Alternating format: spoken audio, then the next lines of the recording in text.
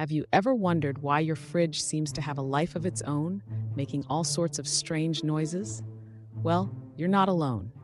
Many homeowners are puzzled by the symphony of sounds coming from their kitchen.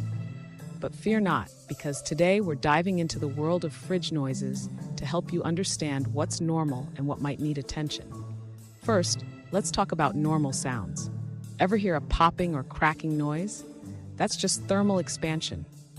Your fridge materials adjusting to temperature changes. And those clunks and buzzing from the ice maker? They're simply signs that it's working hard to make your ice. Now, onto the warning sounds. A loud buzzing or knocking could mean your compressor is having a tough time. Or if you hear rattling or buzzing, it might be an obstructed fan blade or motor issue. So, when should you call a professional? If your fridge starts making loud, unusual sounds like knocking or grinding, it's definitely time for a checkup. If you find yourself needing expert help, don't hesitate to reach out to Appliance Repair Burnaby.